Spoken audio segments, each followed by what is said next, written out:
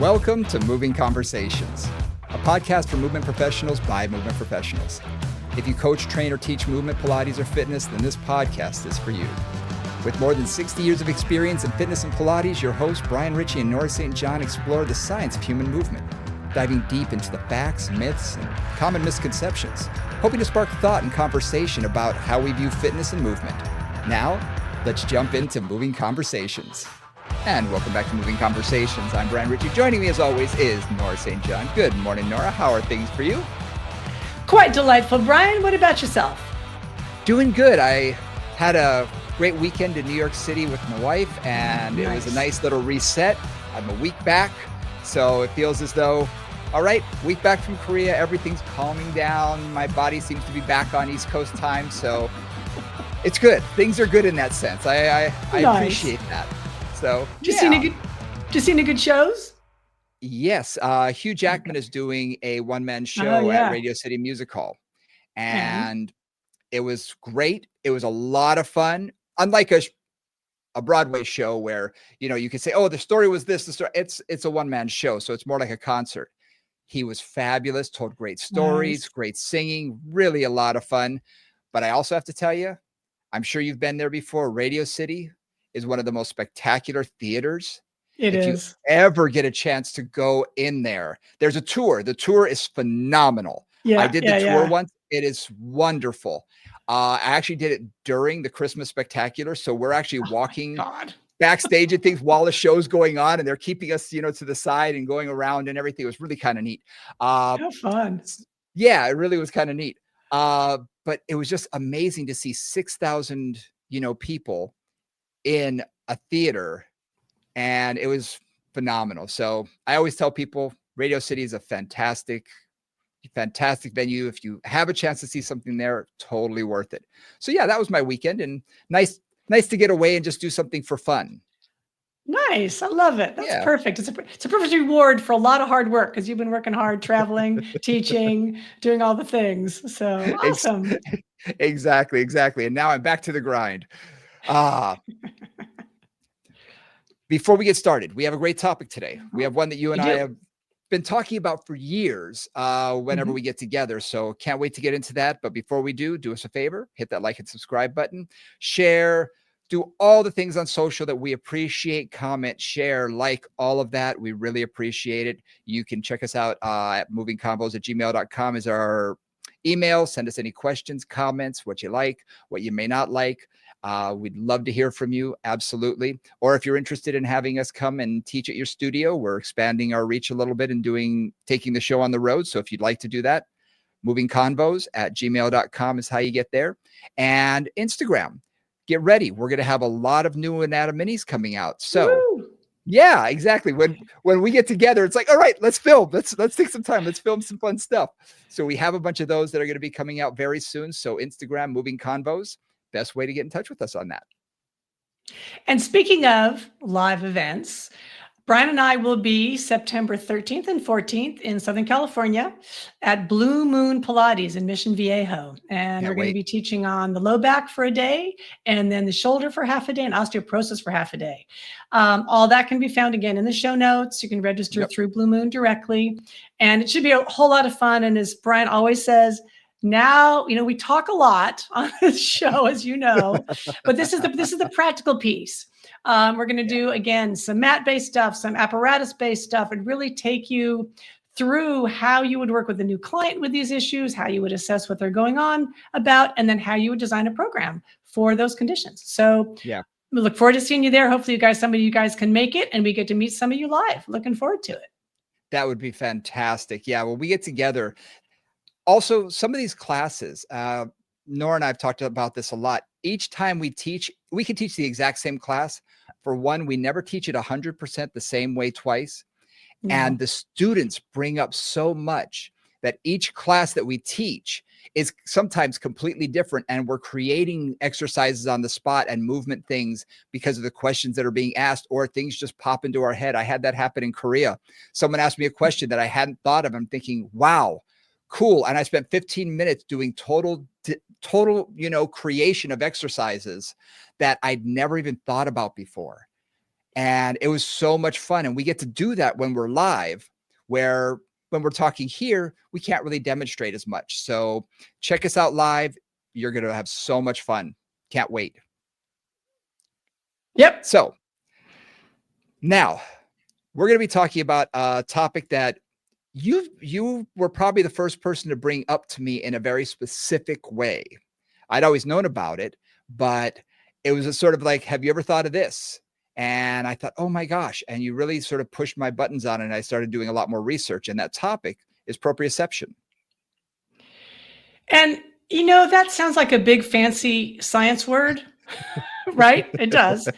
But all it really means is really self-awareness, body awareness. For me, it's the root of the mind-body connection. And it's also the root of good teaching, because something I say a lot, some of you've probably heard it, if they can feel it, if you can get your client to actually experience, let's say, a better movement pattern or moving in a way that doesn't cause pain, then they can start to identify how to get there themselves. And that's where I think proprioception is key. And there's all kinds of ways to increase people's proprioception that we'll talk about. But it's a really key part of good teaching, good training, and just good moving through life. Actually, it really helps. Absolutely. And something that I taught for years and years with my staff. You know, sometimes you'll see something on the internet or something and you're like, I can't wait to try that with a client. Right. And one of my things is you can't teach something until you do it yourself for a little bit. Until you know it. You got to feel it. You got to feel it, because then you can, verbalize, you can tell the person exactly how they should feel it. It's not just theoretical anymore. Yeah. It's experiential. You've experienced the movement and you can say, okay, I want you to push through here. I want you to do this. I want you to do that. And the more that you play with the exercise, the more you realize, oh, if I put my weight through this part of my foot, if I, take my knee and move it this way, oh, I feel it so much more, or however you want to describe the exercise, it really changes things. But you have to feel that yourself before you can ever have a client do it. Right. So, and this relates to two things, Brian. Like the way you brought that up, it also speaks to you as either an instructor or a client improving your own proprioception, your own awareness and sensitivity to what your movements are and how they make different parts of you feel. One of the things, again, we work a lot, as you know, with people in pain. And one of the things about working with people in pain is if you can give them an experience of moving without pain. This is an analogy I use. So take this, Brian, you'll only laugh at this one. This is my Hansel and Gretel analogy. Mm-hmm. Yep. Okay. And the Hansel and Gretel analogy is if I can give them the experience of, in this case, being at the witch's house, which isn't really a good analogy, but, getting there, right? So getting to the point where they can do something, let's say lift something up without hurting their back. Mm-hmm. And they can understand, oh, I could do that. The possibility is there. Once they've experienced that, then I feel like their nervous system goes, okay, how do I recreate that? Bingo. And that gives them that's where the breadcrumbs come in to try to lead them to the experience. But if they've never had the experience, it's much harder for them to find it. Maybe that is a better way to say it. There's no question. And you do give them that path. And you are lighting the path up so that they can see it clearly, because so many times exercise for a lot of our clients, especially those in pain, is like wandering around in the dark room. Yeah. They're looking for things. They're looking for a door. And is that a closet? Is that the door out? Is that a window? They can't tell because it's pitch black. When you can give them a light, when you can give them something to focus on and illuminate a little bit, then they have something to grab onto, to feel. And something to feel besides just pain, because when their life is wrapped up around pain, to give them a positive experience around movement, suddenly it's, oh, wow. Okay. I can feel that now. Yes, I still have the pain, but I felt something besides pain. Right. And I was able to move without that. So, I see now. So I highly agree. It's a great way for you to sort of illuminate that pathway for them. Nice. I love that image. I really like the dark room image, because that is so much how it feels. And a lot of times, again, Yeah, I mean, whether you're a client or whether you're, an instructor, like I feel like as an instructor, every time I'm working with a client, like they are in that dark room. They don't know what you're talking Mhm. about. They don't know what you're asking them to do. They're often like, okay, I'm just going to try to do what they tell me to do the best I can.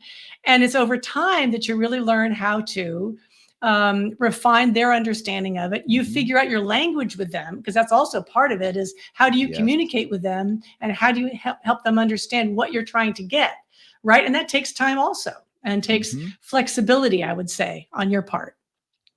Well, you have clients who are very disconnected with their body, especially. It can be very challenging because they don't feel anything. They Mhm. don't know where their body is in space. I had a client that I kept telling him, please do not get pulled over for drunk driving. I said, you will never be able to pass a sobriety test Oh, because he because he couldn't, just was so yeah, he didn't know where his body was in wobbly. space. Uh, And mm. he couldn't walk a straight line. He had a very hard time just maneuvering his body. And it wasn't because of pain. It's just as he got older, he really didn't spend any time in his body. Brilliant, brilliant scientist and man. Yeah, Brilliant. Spent all this time in yeah, his head. So yeah, he didn't know his body.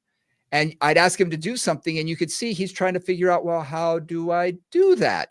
Thinking, wait a minute, yeah, you can't go up on your toes. What do you mean? Oh, wow. Okay. uh, So yeah, getting him into his body was a big challenge. yeah. And that's where the magic is of what we do. Mhm. Right. And that's step 1 through 150, right? Is just getting Yeah. people in their body, and then more in their body, and then more in their body, to the point where they can, in the moment, make a better choice. Like I think about, just had an ankle sprain a little while ago, right? And I'm first walking and I'm kind of limping and I'm kind of not moving that ankle very much because it's sore. But I also am, because I've had them a few times and I'm relatively body aware, like when I know exactly the moment I can move a little bit more. And I know at the exact moment I can move a little bit more. And I know even when I'm just moving my ankle, how to get it not to hurt, like what range is not going to hurt, and just paying attention to that, keeping it moving, keeping it going, keeping the walk going, but not limiting myself to what used to work, is also part of it, like staying present with where your body is. Yeah. Yeah. That's a big part of it, is staying present, because how many times Mhm. do we have clients that you can see the moment they check out of the exercise? Yeah. And if you're Yep. doing something like footwork, it's not hard. It doesn't require their full focused attention. But you can Right. see when they start thinking about, on my way home, I got to stop by here and I got to get this. Uh-huh. Oh, if I don't do this, I got to pick the kids up. You can see them Yes, check out. exactly. And sometimes it's really our responsibility to get them back in the room Yep, and back in their exactly. body. Yep. So I've thought about this a lot, and I really realize that this is an incredibly complex topic. So we're going to throw a bunch of stuff out there, Yep. because what are the tools that we have? Like I often think, what are the tools that we have, both as a teacher or as a client, to be more in touch? One of them is just paying attention, right? How does my body Mhm. feel? And a lot of that is thinking about, like, simply, do I have more weight on my left foot or my right foot? Mhm. Let's say I'm standing, or if I'm sitting, I have more weight on my left sit bone or my right sit bone. Are my ribs shifted to the right? Is my head straight up? Like there's some just checking in with where your body is physically. And if you've got some feedback, that's a key thing about proprioception, underneath your feet, for example, underneath your hips, you can improve your proprioception a little better. Like, oh yeah, I'm sitting on something and all my weight is on my left sit bone. Okay, good to know. Maybe I can Yeah. choose to move more of it onto my right. That's when asking questions really is Yeah. important, because you Yeah. said it perfectly. Do you feel more pressure in your left or right foot when you stand? And you can see they're like, "Oh." And What? you can see I their never eyes are thought like, about that before. "Oh." Yeah. Yeah. Yeah. And sometimes I'll have people do that because you'll see how they're standing, and if they're in pain, especially with low back pain, you can Mhm. see how they're standing, and you'll just say, "Out of curiosity, what foot do you feel more weight on?" You're like, "Oh, wow, I never thought about that. Oh, a little bit more on my left. Okay. More weight in your heels or your toes? Oh, geez. Heels." And we see it through the rest of Yeah. their body, but they are Yeah. so out of touch with where they are that they don't even notice these things. So sometimes asking the right questions puts them in their body so they can really then identify for themselves, as well as for you, what they're experiencing. Right. So I don't know how many times you say, "How does that feel?" in a session, but it's a frequent thing around the Pilates studio. How does that feel? How does that feel? How does that feel? Do you Yeah. notice, right? Just those simple cues of self-awareness. Like, do you notice that your shoulders are up, or do you notice that something's happening? And so verbal cueing and just asking them to pay attention to something is one of our that's our major tool, I would say, for most of us. Like, that's a tool we use all day long, every day. Do you notice this? Can you feel that? And that's So the key yeah, right there. I find that asking, well, how does that feel? For a lot of clients, that's way too vague. yeah, it's like, This is fine. when, yeah, exactly. And I'm like, Yeah, I yeah, hear, yeah. good. And Right, they don't know right, what, right. they don't know what the right answer is. They think they're looking No, for the right answer. yeah, Leading questions. yeah, Can you feel this? Because I want to guide them. They're blind in the room. They're in that dark room, and I want to guide them. I want them, it's like, okay, during this step up or this squat, do you feel how all of your weight is in your so-and-so? Oh yeah. Okay. Now that their attention is there. So yeah, now I can change exactly. it with a Yes, cue. You yes. can redirect. And so I find leading questions actually help that. Get them in the right frame of mind rather than, well, how does that feel? Because everybody's going to say, great, but they Yeah, have no idea what you're exactly. looking for. Right, right. Yeah. So specificity, right? You're talking Yeah. about there is drawing their attention to a particular feeling. Right. Yep. And the other thing too is trying to encourage them, and this is whether you're a client or whether you're an instructor, to give honest feedback. I mean, I had one client that I can think of who was great this way because they were brutally honest with me at all times. You had a Yeah. couple of those, Brian, which is actually Oh, great because they just say, "What are you talking about?" Like yep. they would kind of come at me a little aggressive, like, "What are you talking about? Like, you're asking me to do this thing. I don't know what you're talking about." Yep. Which was great for me because then I realized that cue was not landing. That actually made no sense to them, but they're willing to tell me that. Most clients are Yep. just like, "Yeah, it feels fine," right? They just do what they think you want them to do. And it was Yep. really great because we had to work out a language with this particular person because they were very, very concrete. There Yep. could be no fluff. There could be no imagery. It was like, where does my right leg need to be and what do I need to do with it? Right, which is fine, but I had to Yep. figure out their Yep. language. I'm thinking of a client who was an engineer. Yeah, And yeah. This one was an engineer too. yeah, you know the type. So, Yeah. I say, okay, we're going to do wall sits, a wall squat. Okay, lean up against the wall and go down into squat position. How far away should my feet be? I don't know, 12 inches or so. What do you mean or so? 12 inches or 13 inches or 14 inches? So I literally had to Uh-huh. get a tape Yeah, measure out, get him in the yeah, right position and measure everything. How far apart do my knees need to be? It's like, oh my gosh. And imagery, yeah, you're right. He actually told me, he said, knock it off. Just tell me yeah, what you want. I was like, yeah, yeah, yeah, yeah. okay. And Absolutely. that makes it a little clearer. But at the same time, part of me is thinking, oh my gosh, it was so frustrating at the time. Yeah. But it teaches you as a teacher, oh, okay, not everybody works the same way. At all. And At all. I'm sure you've heard this before. Look, you keep saying that cue. I have no idea what you're saying. They may not use the word cue, but say, you keep saying that. I don't know what you mean. Yeah. And it took me a long time in my practice before I realized, oh, well, that's not landing with everybody. So you have to have 20 Right. different ways to say the same thing. Yep. And then you have to recognize when it is and isn't landing. Yep. So that just takes time and effort and also takes some client responsibility. Like, do you feel Mhm. that? No. Like, really tell me if you don't feel it. Like, if you don't feel it, let me know because I need to know that. Yeah. Yeah. So how you use your language, precision, guiding them to an experience, and then seeing what the feedback is from that experience. Mhm. And you talked about like that language of precision, right? Like this is how many inches your feet need to be from the wall. And I also have to say, like on the other side, I've got clients who have been so like the thing that has helped them absolutely the most is imagery.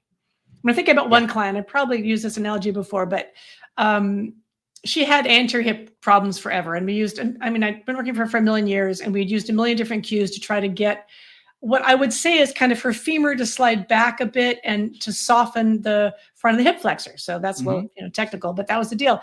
And then one day I said, okay, so imagine that when you flex the hip, it's like you're going around a pulley, which is a kind of a weird image that's sort of specific if you know what a pulley is, right? And she looked to me and in all seriousness said, why didn't you tell me that before? Yep. And I'm thinking, 16 years ago, when I first started working with you, you had the same hip problem, and I used some cues that were related to this, but it didn't land until this moment 16 years later, right? Yes. So that's where, you also, you can throw a whole bunch of stuff out there and kind of get like approximations closer and closer to where you want to go. And then someday it'll click and it'll all make sense. What I found very frustrating the first time this happened was when I was saying the cue over and over in various ways, like 20 different ways. It wasn't quite landing. And then they went to a physical therapist, or they went to one of my other staff members who used the same words, but it landed. How that moment it landed and said, why didn't you tell me that? And I'm about to pull my hair out. But see, you've got to be kidding me. I said, I have been saying that. No, you never said that. I said, oh my gosh.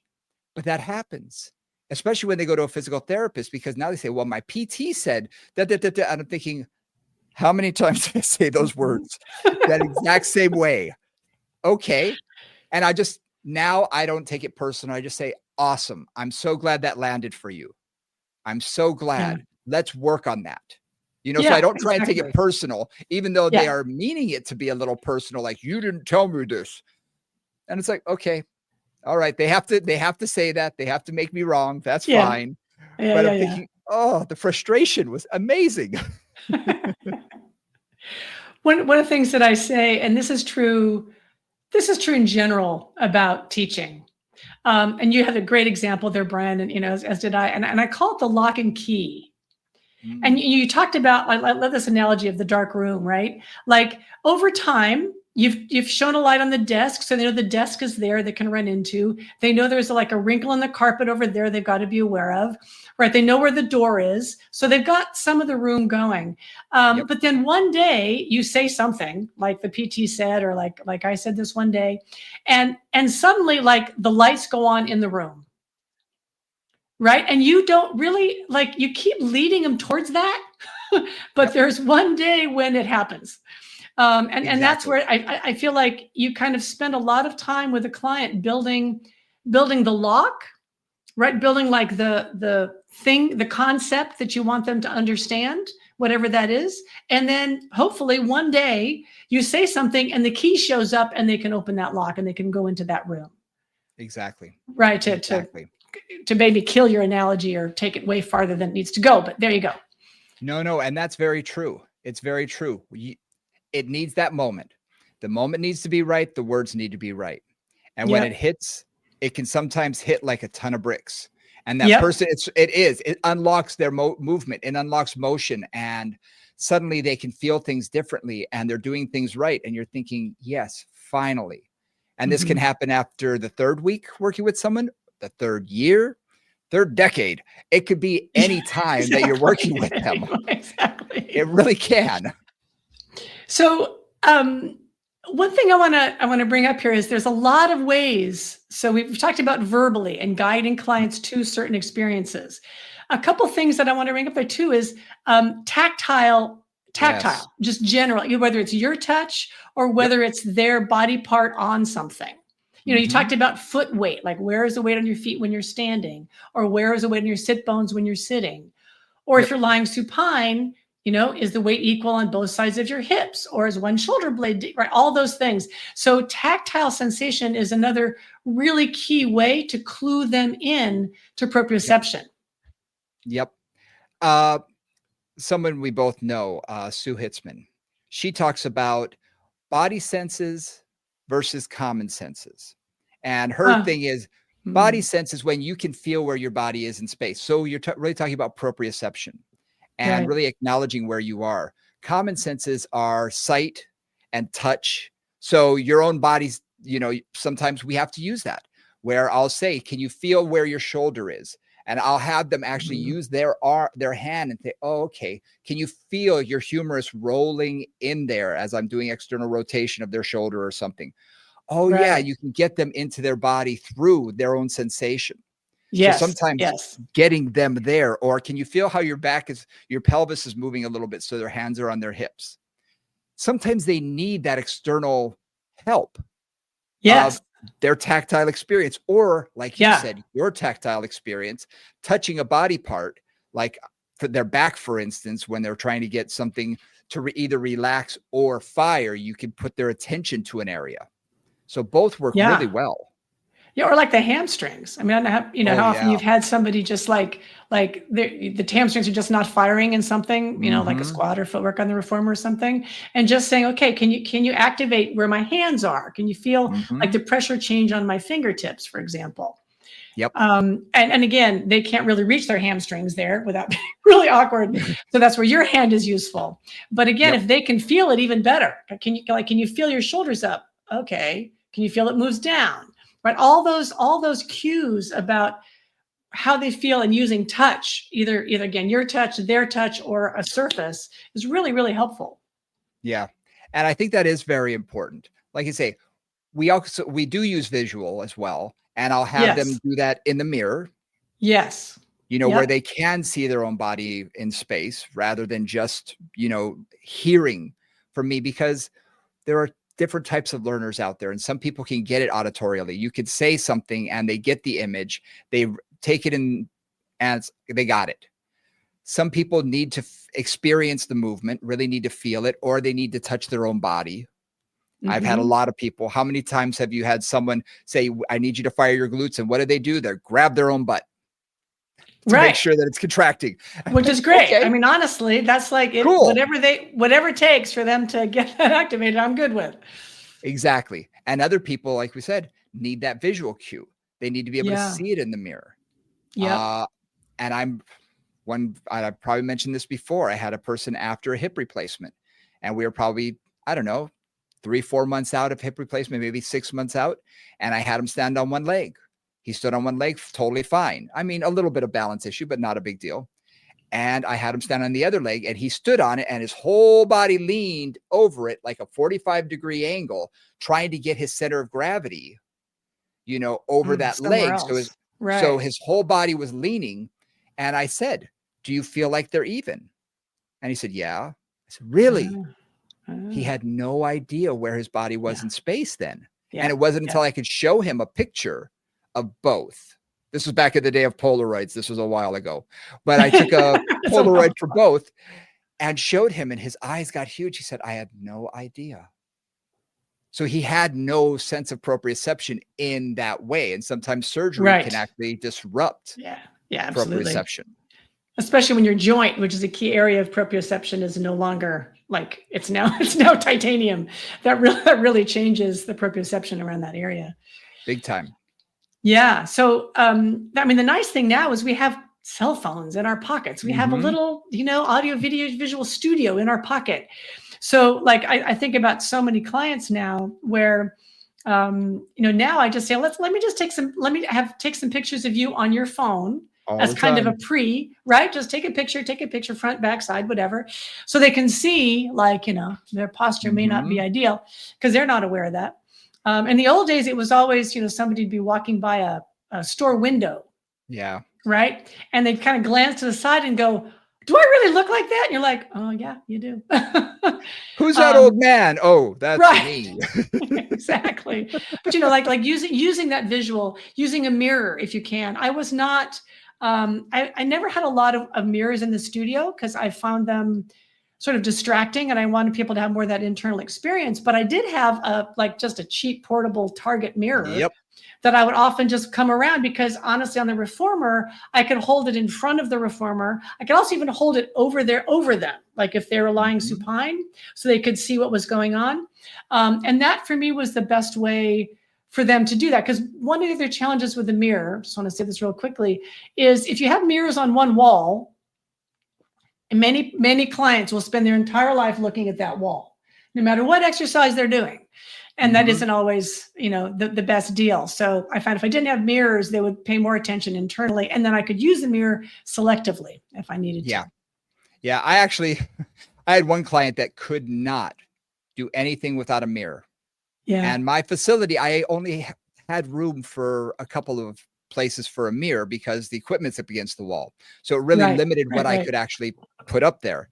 So what I actually found was someone left, I saw this on the side of the road or somewhere, a portable like chalkboard, one that like a teacher, but the chalkboard is all that damaged. Has the But what I did was I took it and I took the because it had wheels and casters on the side. So I took it apart and got a cheap mirror, like you said, and I just stuck it on a piece of plywood, nailed this all together, and then I could roll this thing anywhere in my studio.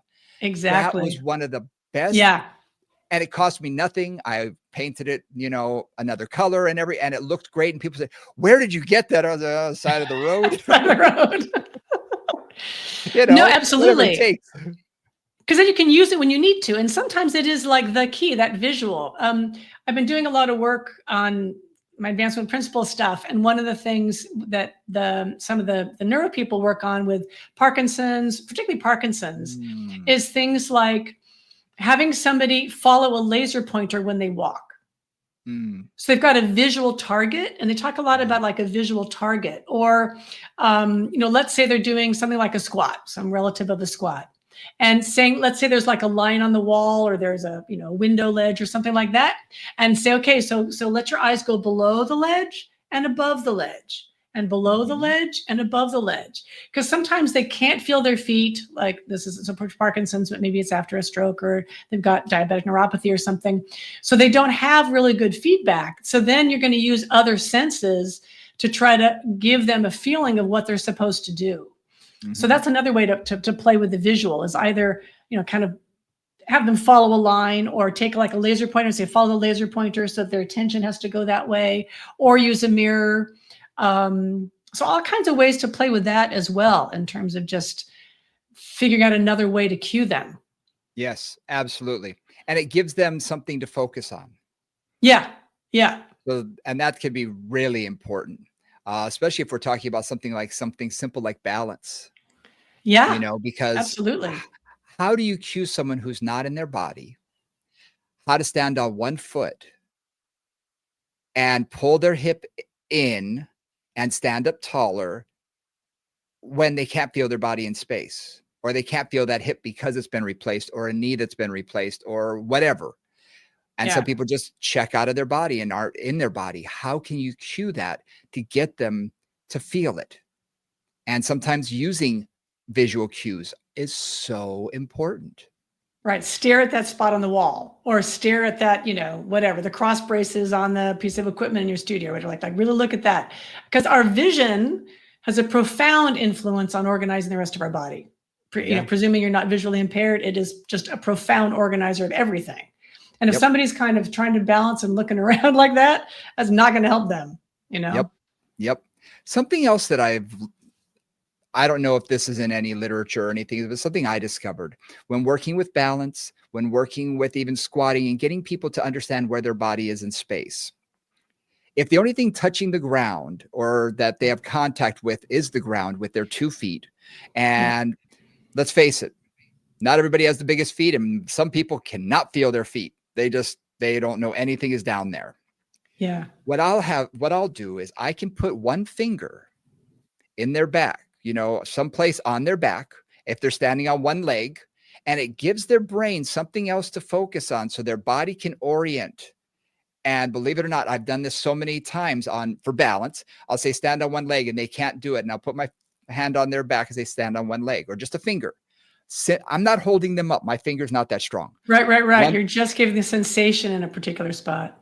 gives them something to feel besides. So giving them additional proprioception, especially someone if they have any neurologic issue through their feet and can't really feel their foot, suddenly they can orient themselves and you'll see their whole body comes together and they get taller and they're able to, and all I'm doing is literally touching one part. And then when they've got it, I sometimes will pull away a little bit and sometimes go back, pull away and go back. So they have that sense of feeling and you can see their eyes will change as soon as I let go. It's like, oh my gosh, what am I feeling again? So there's sometimes when they need that additional thing, and I do it with squats. I'll do it with step ups that I can be close enough. So as they're stepping up, they feel where their body is swaying. And I can say, did you feel how my finger moved? They said, yeah. I said, that wasn't my finger. That was you. Right. That was you. Oh, right. So I'll say, okay, so now make sure my finger doesn't move as you're squatting up and down. I'm going to stay in the same spot. And if you feel your body sway to one side, you're going to feel my finger move. And it just gives them something else to focus on until they can feel it through the rest of their body. That's awesome. I haven't ever really heard that, Brian. That's really great. Because again, I love that. I can see that. I love that. And some of it is just like, where am I in space? Because again, we've talked a little bit about feet, but feet are a major proprioceptive resource. I mean, for obvious reasons, because our foot has to land on the ground. And in the old days, before we had flat surfaces, reliably flat surfaces, it had to tell the rest of the body what to do to not fall over. Very simple. But that means it's really important in our brain. Our brain goes, what's happening with my foot? What's happening with my foot?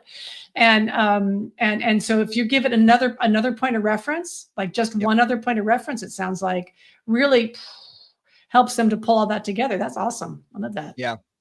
And again, there are clients who don't have that same proprioceptiveness in their feet, and doing anything to stimulate that. We're not talking about the foot today, but doing anything to help stimulate that in the hands and feet, especially, and sometimes even through other parts of the body, can really help. And by just putting their attention to it, rolling their foot on something, anything, just get them to feel again, can get additional circulation, can get some better proprioceptive feeling, that suddenly they think, wow, I can actually feel my feet. I feel grounded. I feel like my foot is better on the ground. I can feel my arch or whatever. That can really help. Talking about that, one other thing that I find I use a lot for increasing proprioception is unpredictable surfaces. Oh, yeah.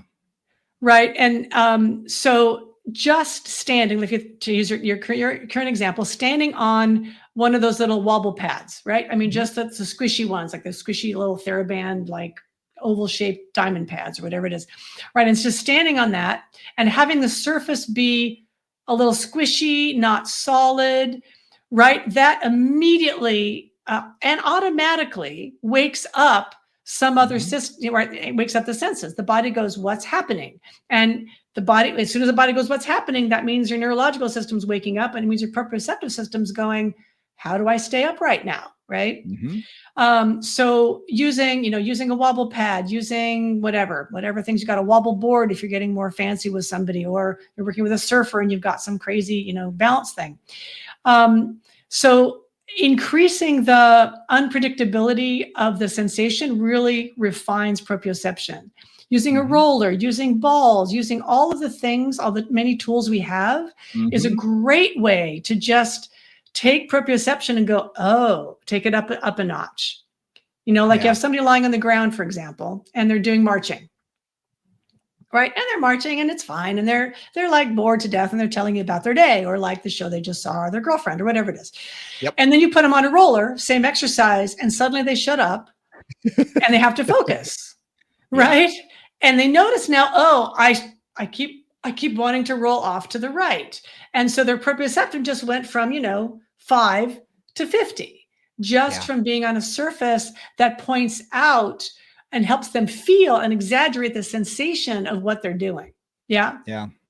No, I love that. And we use that all the time.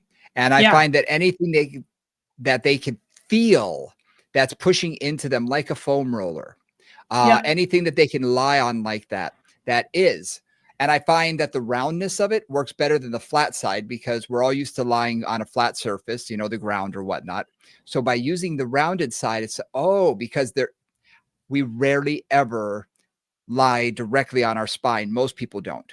Some people who have kyphosis may have a little bit more contact with when they lie down, but for a lot of people, it's the muscles on the side that really are touching a chair or the ground or something. So by having just on the spine, lying on that foam roller and feeling that instability, it really changes the way that they orient their body. And that can really, it can be profound for a lot of people. Yeah, and simple. And a lot of it is like, you know, what I said at the beginning, if you can't feel it, you can't change it. Once you feel, like literally in your own body, feel what you need to do to, let's say, stay on that roller, right? That orients the whole body to pulling everything into the center and staying on balance, at least in theory. And actually in practice, it tends to work pretty much that way too. Yeah. So that idea, another way to increase proprioception, and I do this is certainly something that we sometimes have to do in Pilates, is giving people just more resistance or less resistance. Right? If something, especially in the Pilates environment, is a very easy resistance, it almost just, you can't really tell a lot of what's happening. You're just doing the movement, everything feels fine. You increase the resistance and they'll get more sensation in one direction, or you decrease the resistance, you'll get more sensation in another direction. Yep. You know, and so it's also playing with resistance and playing with weight to try to help them to feel what's happening. I also do it through repetition. There are times when I'll have someone do 30, 40, 50 repetitions so they can lock it in, especially the glutes. I find that's something that their brain, for some reason, they can't get that connection until they do. And once they do, they can lock in on it big time. And so I'll put them in a position where I can get a good gluteal contraction, either lying over a ball or over the box or something, and have them go to hip extension and just hold it. And sometimes I'll even thump on it a little bit, saying, right here's where I want you to feel it, right here. And we may do that for 3, 4, 5 minutes, you know, but once it locks in, you can see their eyes light up and say, I feel it. And I'll tell them, put your brain in it, squeeze it tighter with your brain, feel it, squeeze it tighter with your mind. And then all of a sudden you see it. It's like, I got it. And now when I tell them through another exercise, I want you to feel it there, they know what they're feeling now because I've directed it to them and I've done it through repetition or getting it to burn or whatever. I could say, do you feel it there now? Yes. All right. We're locked in. And again, that's just enhancing that awareness of that thing working, right? Yeah. It's like we talk about with the knees, the vastus medialis obliquus, the VMO muscle, right? Which is the medial muscle on the inside of your knee that often is a little bit sleepy and doesn't help your kneecap to track. Like getting that one to wake up is like, once it wakes up and people can consciously contract it, everything changes in my experience. But that can take a while. Because it really, and again, I think I'm going to use a funny term here, guys, so don't take it the wrong, burning it out, like really activating it like strongly for a while to let them really connect into their brain and their body is what's necessary there. And getting them back into it. And I had an example happen this morning. A client came in who his back had been bothering him for a couple of days. And he's someone who, let's just say, hyper focuses on issues. We all have those people. Yes. So all he could think about is this, all he could think about. And he does some exercises by himself. And I was saying, okay, let's go over some of those. And he was just going through the motions. So what I did, I double or tripled the repetitions and I slowed him down. And all of a sudden he's like, oh my gosh, I feel it again. I said, you're kind of getting sloppy. He said, I was. I said, it's good that you're doing the exercises, but you got to feel the exercise. If you can't feel it, sometimes you're really not getting the most out of it. Absolutely. And it woke him up. And after we did a lot of repetitions, he was burned out, but he said, oh my gosh, I feel my glutes now. And I haven't in at least a week or two. I said, okay, that could be part of the problem. Okay. We may be on the right track here.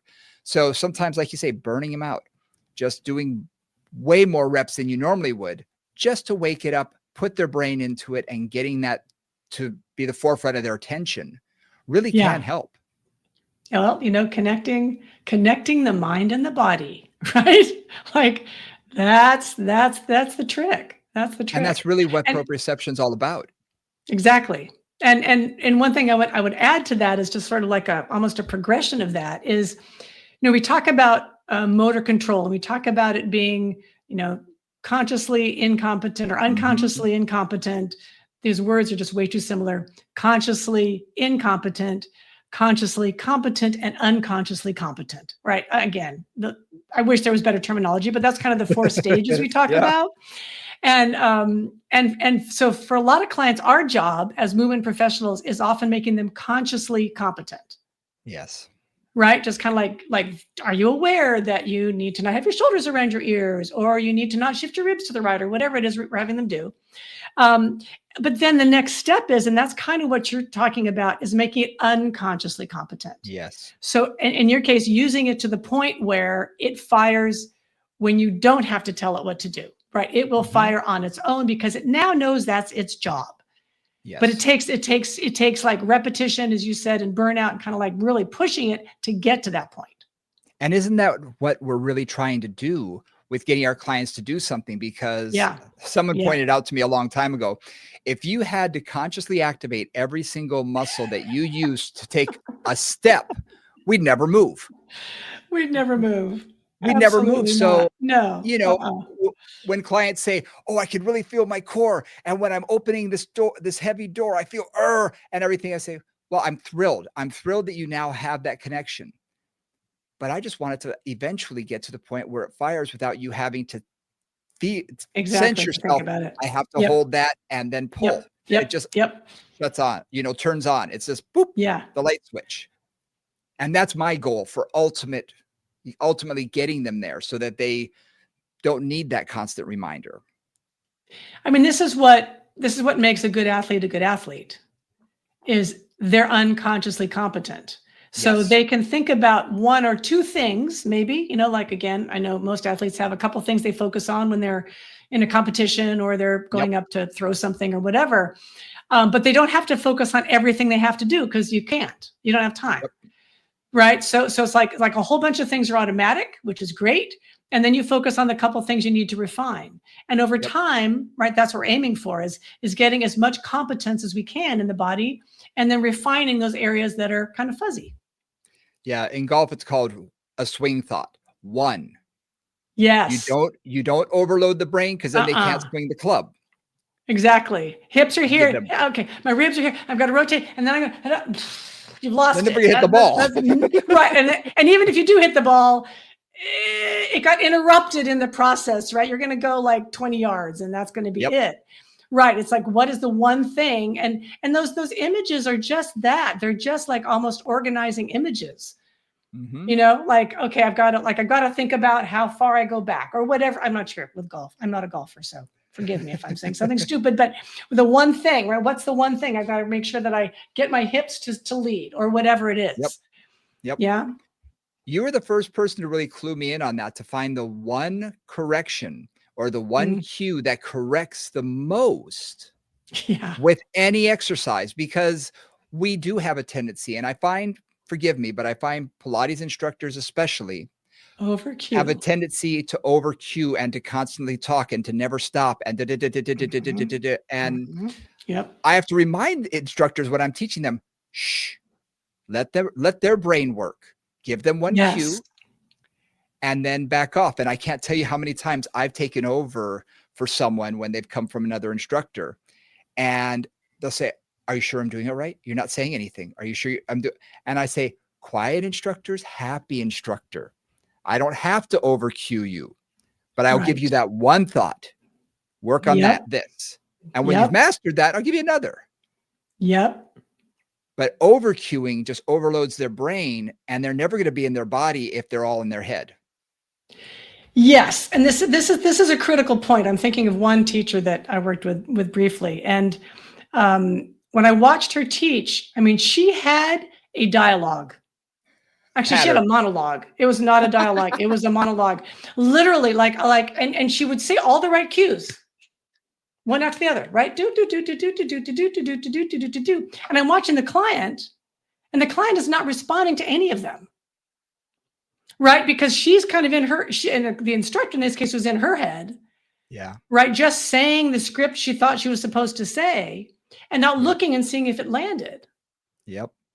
Because, and one of the things I know as a mover is, again, give me a thought and then let me work on that thought for at least a few reps, maybe 2 reps, maybe 8, depending on the person. Then give me another thought, and then I'm going to integrate that thought.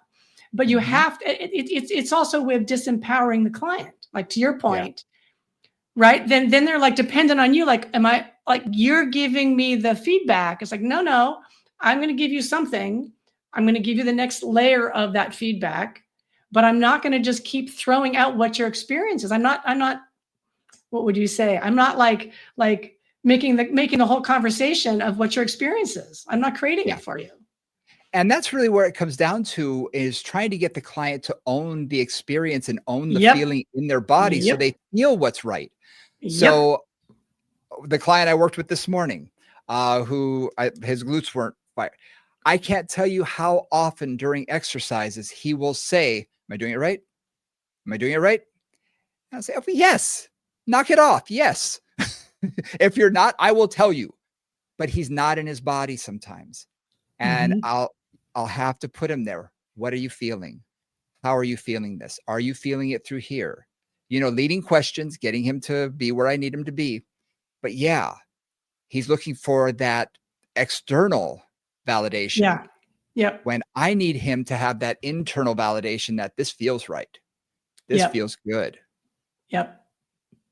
So that's sort of where I want him to ultimately be.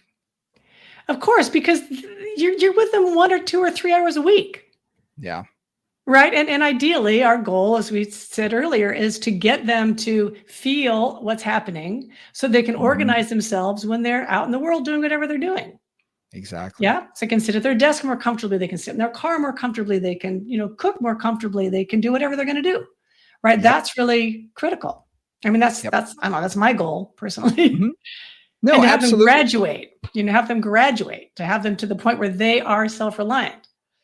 And when you're working with people in pain, when you get them into good moving patterns, I'll know I've done my job when they'll tell me, oh, wow, I haven't even thought about my shoulder. I haven't even thought about my back in 3 days or a week or whatever. You're like, good, I'm glad.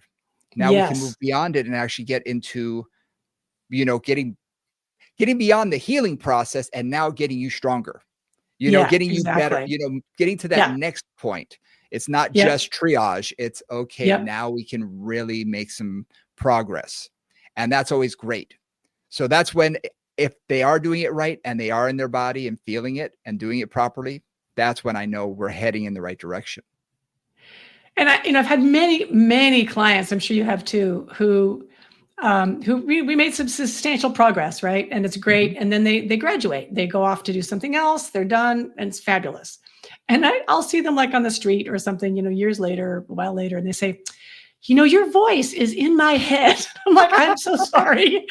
Right? Oh yeah. Right. Because like I would cue them. My classic one for all my low back clients is like, engage your abdominals a bit before you open the door or before you lift the pot off the stove or pick up your squirming 2-year-old or whatever it is.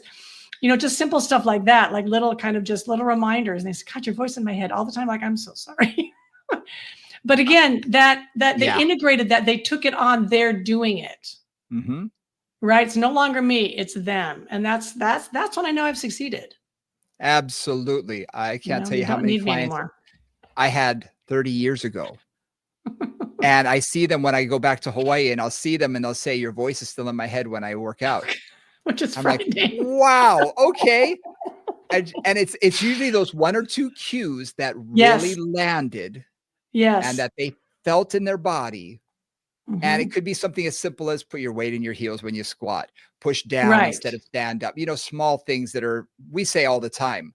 But you know what? You say it often enough, it's now in their brain. And when they do something, they still hear our voice. So I find that funny because I've been told that countless times. It's great. So proprioception, right? I mean, hopefully this is helpful to some of you, whether you're a client or an instructor, because really all we're looking at here is, how do you feel what you're doing better? You know, how do you understand it more? How do you take control of it so that Mhm. if something feels bad, hopefully increasing proprioception will help you to make a different choice in that moment. Mhm. You know, instead of tucking your tail under every time you lift something up and increasing the flexion in your spine, maybe you realize I feel more comfortable when I don't do that. So, you know, little things.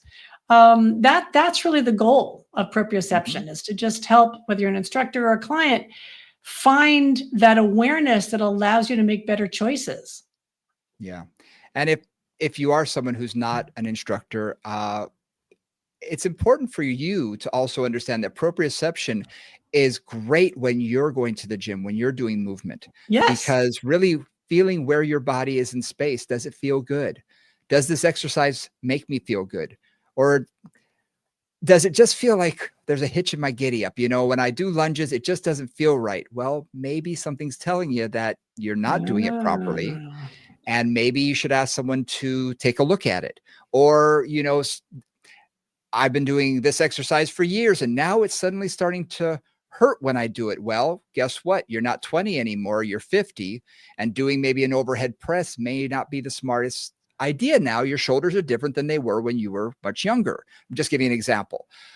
But for some people, it's okay. It's a good idea. Be aware, be conscious in your body.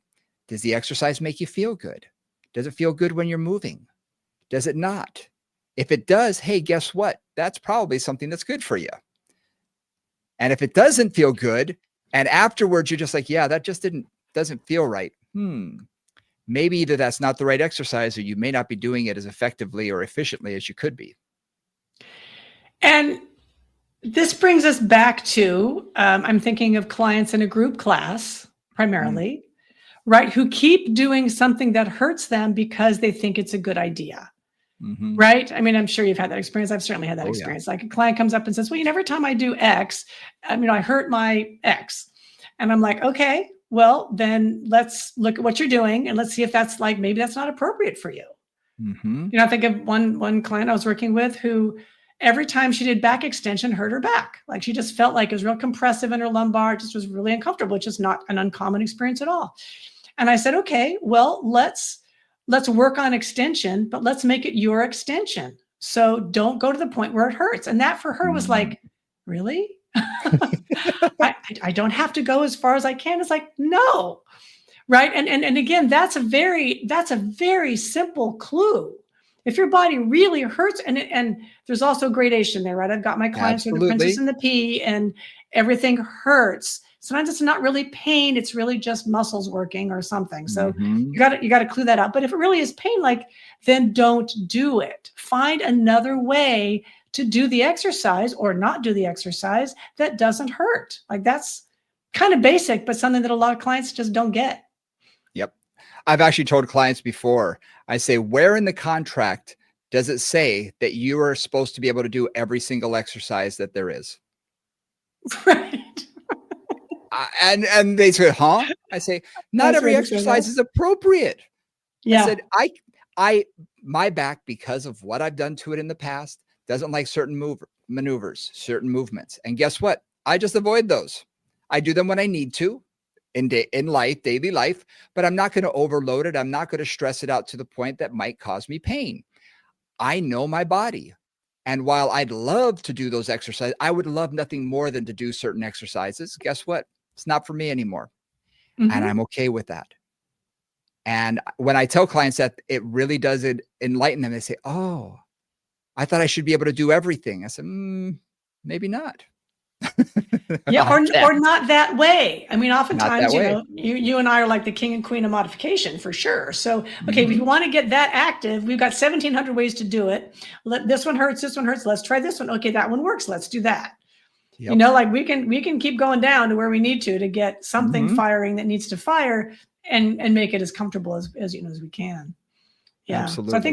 I think that you know, looking at movement, looking at cueing, looking at unstable surfaces, looking at visual cues, looking at creating a language with your client, empowering them to feel it. Like this is a rich conversation. I really enjoyed this. Me too. Me too. It covers a lot. And it's not only Mhm. about Yeah. cueing, it's about getting your client in their body and really Yep. to feel things and not just go through the motions. I think that's a big part of this as well.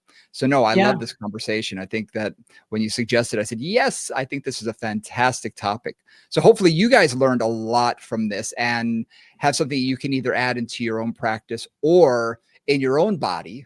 So when you go to the gym or when you try and do something, that you might be more aware, oh, how is my body feeling? During this exercise, what am I feeling? Instead of just, let's do 10 reps, it's like, oh, let's make them 10 quality reps and really feel them in my body. So hopefully you're able to take something away from this that's going to help you. Yeah, I think you can. Excellent. Do it. Excellent. Well, thank you guys for listening. We really appreciate it. Hit that like and subscribe button and comment, share, like, all of those good things. Instagram, we're at Moving Combos, as well as our Gmail account, movingconvos@gmail.com is the best way to get in touch with us. We'd love to hear from you. And for Nora St. John, I'm Brian Ritchie. We'll see y'all next week. Bye, guys.